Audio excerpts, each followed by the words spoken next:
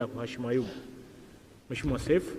Asante Mheshimiwa Mwenyekiti, nashukuru kwa kunipa fursa na mimi ya kuleta hoja yangu ambayo nimesema fungu langu ambayo nimesema nimezuia kifungu hichi cha 11 kwenye idara ya kodi za ndani, na nikasema kwamba ninazuia kifungu kidogo cha 11201101 ambayo inahusiana na kodi ya mishahara, ujuzi na maendeleo, sawa SDL.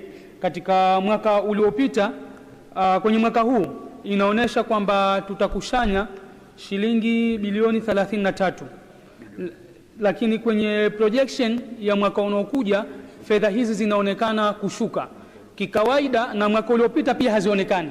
Kikawaida ya SDL sisi tunatambua kwamba kila mwaka serikali inaajiri, kwa idadi ya wafanyakazi wanaongezeka. Ni kwa sababu zipi ambazo zimepelekea SDL projection ya SDL ya mwakani kupungua? Mheshimiwa Waziri. Mheshimiwa Spika, tumepunguza kiwango kinaonekana kupungua kwa sababu tumepunguza kiwango cha asilimia ya kulipa SDL. Kwa hiyo definitely itapungua kutoka kwenye, sasa hivi nafikiri iko kwenye 4% kutoka kwenye 5. Kwa hiyo tutegemee tu kwamba lazima kibajeti itakuwa imepungua. Asante. Mheshimiwa Seif Hamad Suleiman. Mheshimiwa Mwenyekiti, mimi bado sijaridhika. Kwanza nielezwe ni utaratibu upi kisheria ambao utafanya hii SDL ende punguzike, lakini kwenye hilo kwenye hoja hiyo ambayo anasema kwamba itapunguzika, inaonekana katika mwaka mwingine unaokuja projection hii inapanda tena. Kwa hiyo watueleze sababu ni nini, bado haijawa sababu ya msingi, sijaiona mimi. Mheshimiwa Waziri. Mheshimiwa Spika, yawezekana pengine mwaka huu kapungua, pengine projection ya hao watakaolipa kwa mwaka huu hawajakuwa wengi, lakini pengine katika mwaka mwingine unaokuja tunategemea itakuwa umeshaongezeka wanaolipa hii. Kwa hiyo tumepunguza asilimia, lakini tunategemea kule mbele tutaongeza idadi ya wanaolipa. Kwa hiyo nadhani hii ni kitu cha kimahesabu ya haraka. Mheshimiwa Seif Hamad Suleiman. Mheshimiwa Mwenyekiti, hii SDL inalipwa na mwajiri. Wanatupunguza asilimia kwa kutumia utaratibu upi wa kisheria? Umesahau Mheshimiwa, naomba nikumbushe, labda pengine kwa tuliweka miscellaneous amendment mwaka wa fedha uliopita na imepitishwa katika baraza hili. Mheshimiwa Seif, ulikuwa bado hujaingia hapo, labda pengine imekupita hiyo Mheshimiwa kidogo.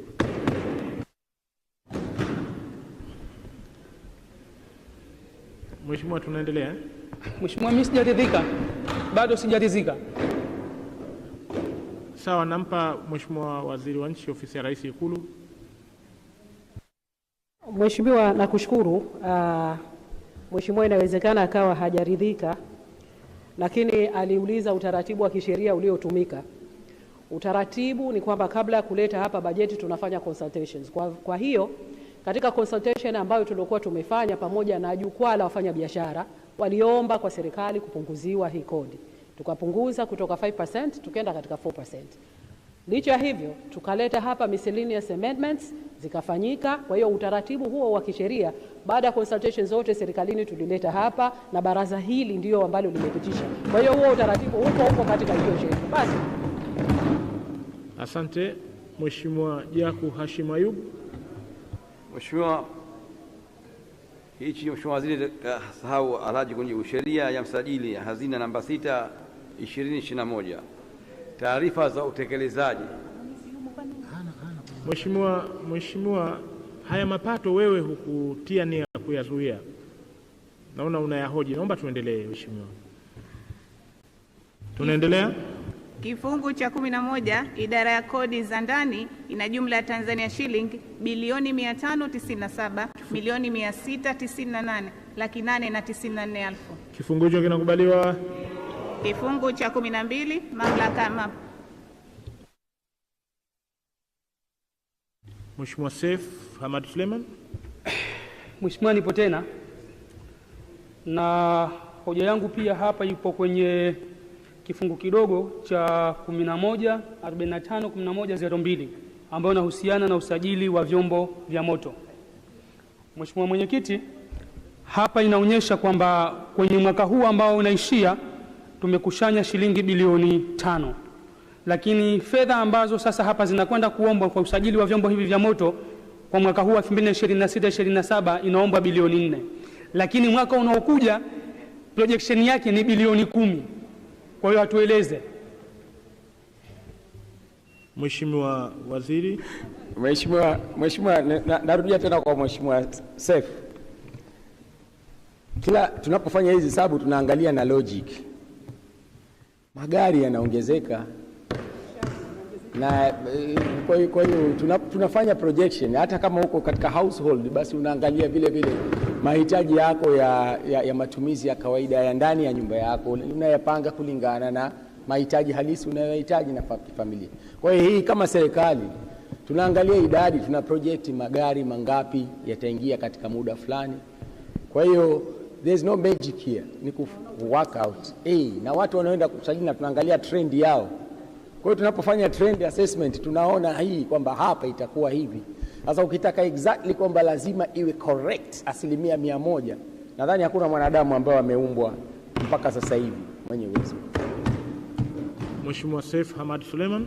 Mwenyekiti, hoja yangu iko very clear. Nadhani waziri tu hajataka kunifahamu. Mwaka huu inaonekana kwamba tumekushanya bilioni 5.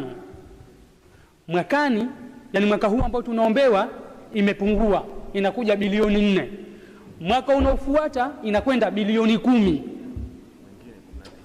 Mwaka mwingine unaokwenda bilioni 19. Mheshimiwa Mwenyekiti, magari kweli yanaongezeka, walipa kodi hawaongezeki. Hiyo ni la kwanza.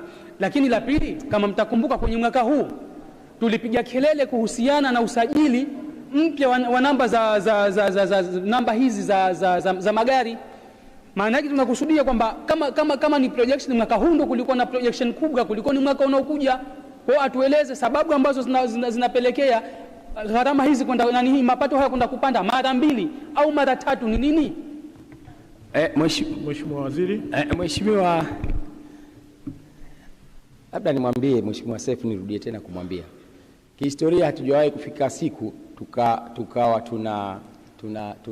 tunakuwa na projection bila kuwa na utafiti hata mdogo, kwamba tufanye utafiti tumeona imekuwaje.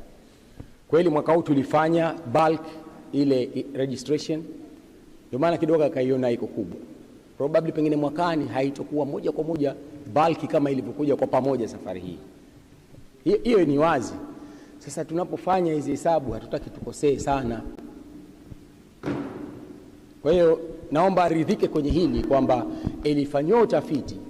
Sasa labda pengine inawezekana akatamani kujua ilifanywaje ule utafiti. Pengine labda anaweza kwenda kujifunza zaidi katika taasisi yetu, akamfahamisha nitty-gritty ya kwamba tulifanyaje. Na sisi tutampokea, hatuna shida. Lakini ukweli ni kwamba tumefanya projection, tumefanya hesabu, tumefanya utafiti na tukajiridhisha kwamba mwaka huu itapungua kidogo, lakini mwakani itapanda kutokana na ongezeko la vyombo, na vyombo vinaendelea kuingia tu Mheshimiwa, na walipa kodi equally wanaongezeka. Kwa hiyo hii haina hoja. Mheshimiwa Seif Hamad Suleiman. Mheshimiwa Mwenyekiti, mimi bado sijaridhika kwa sababu ongezeko lililopo hapa ni kubwa sana, wala haliakisi uhalisia. Kwa sababu ingalikuwa linaongezeka angalau kidogo ingalikuwa afadhali, lakini ongezeko ambalo lipo hapa ni kubwa sana. Mwenyekiti, atueleze, je, wanaenda kuongeza gharama au wanaenda kufanya nini? Kwa sababu ongezeko hili ni kubwa sana Mwenyekiti, hayakisi uhalisia.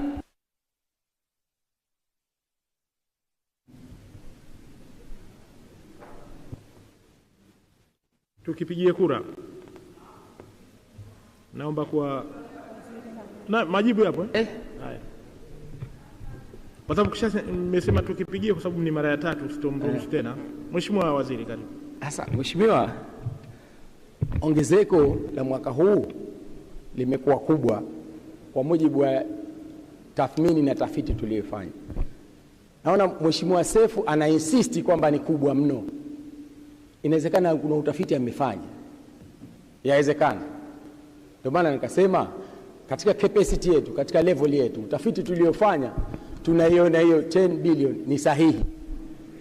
Ndio maana nikasema tuko tayari kushirikiana naye aje kutusaidia, pengine kaona mkubwa, pengine kuna hesabu alishaifanya, lakini kwa mujibu wa taasisi zetu na instrument